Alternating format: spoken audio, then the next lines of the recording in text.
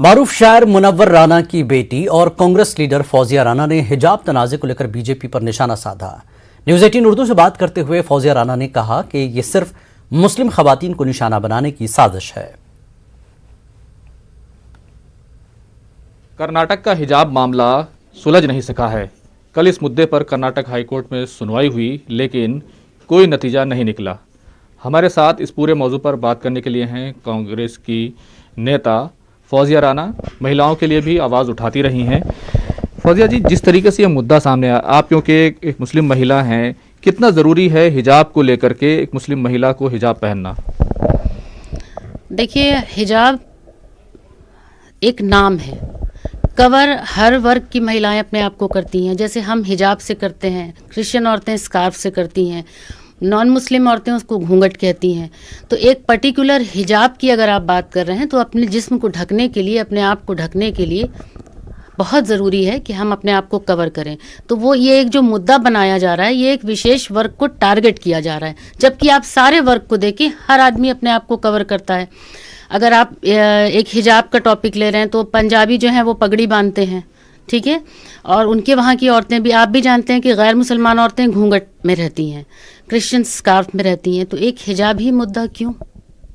लेकिन जिस तरीके से कर्नाटक सरकार ने कर्नाटक की जो प्रशासन है, कॉलेज, उसने कहा कि ये ड्रेस कोड का मसला है, और फिर ये आगे बढ़कर के मध्य प्रदेश सरकार ये कहने लगी कि हम भी ड्रेस कोड लेकर आएंगे।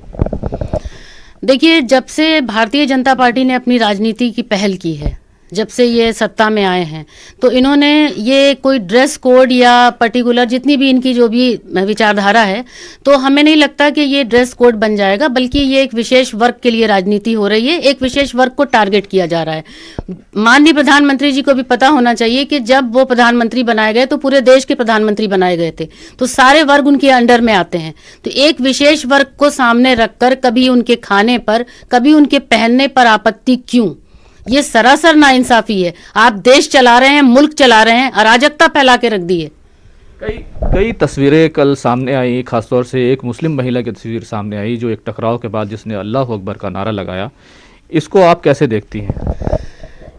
झुंड में कुछ चले आ रहे हैं और वहां पर अगर एक बच्ची जा रही है तो देखिए, ये माहौल तो खराब किया गया है ना। लोगों को, जो नौजवान हैं या जो यूथ जो हैं, उनके दिमाग में इतना भर दिया गया है, एक वर्ग के लिए एक दिमाग इतना, उनका मतलब यूं कह दीजिए कि दिमाग वो है ही नहीं रह गया। यूथ वो करना ही नहीं चाह रही जो देश चलाने के लिए होना चाहिए, बल्कि जहन में बस एक चीज रह गई है कि हम इनको टारगेट करेंगे। अब आप खुद सोचिए कि एक बच्ची चली आ रही है, कुछ झुंड में आते हैं और चिल्लाने लगते हैं।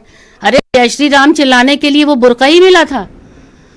तो मुझे लगता है कि जो इस तरह का माहौल बनाया जा रहा है, ये माहौल को खत्म करना चाहिए। देश कहां पर जा रहा है? 2014 से पहले ये मुल्क का माहौल नहीं था, और अगर एक वर्ग को रखकर राजनीति की जा रही है तो इस राजनीति की मैं कड़ी शब्दों में निंदा करती हूं।